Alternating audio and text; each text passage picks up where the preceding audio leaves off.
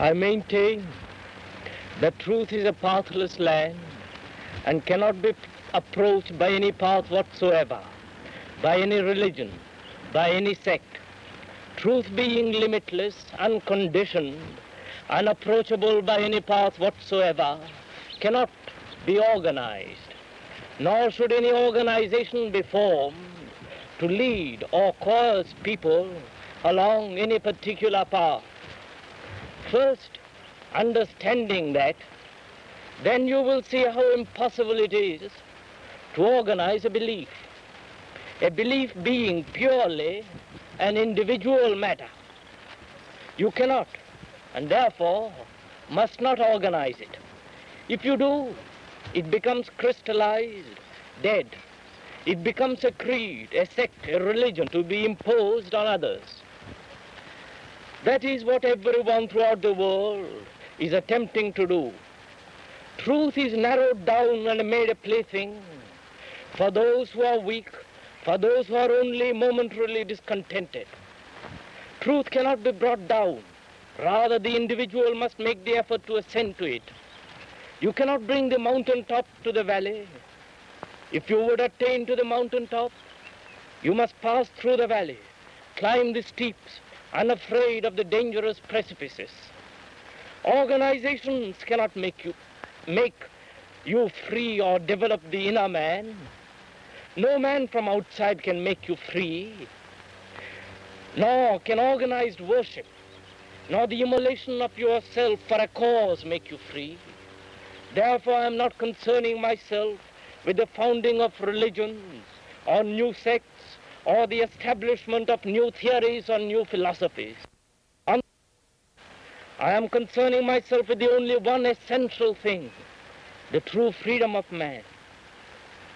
I would help him to break away from all limitations, to free himself from all fears, from the fear of religion, from the fear of salvation, from the fear of spirituality, from the fear of love, from the fear of death, from the fear of life itself.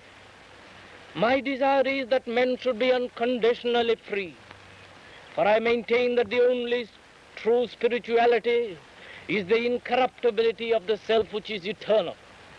It is the harmony between reason and love. That is the highest reality. That is life itself.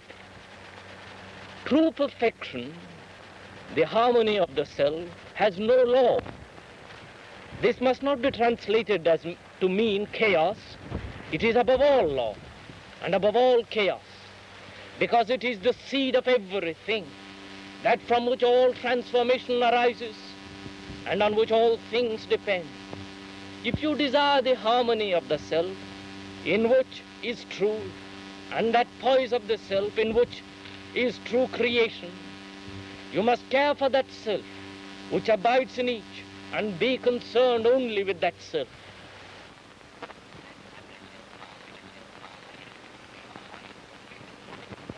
In creating that eternal poise lies the unfoldment of truth. Without understanding, the struggle between mind and emotion creates fear. If you would establish that harmony, then worship, prayers, mediators, the seeking of comfort are unnecessary. You must come to it naturally, as the flower blooms of a clear morning. The mind and the heart are of the same substance, and you must look to the purification of that substance and make that substance, which is thought, which is love, incorruptible. The moment there is in thought separation created by the mind, there is limitation and hence sorrow. The moment there is in love the creation of personal likes and dislikes, there is limitation and hence sorrow.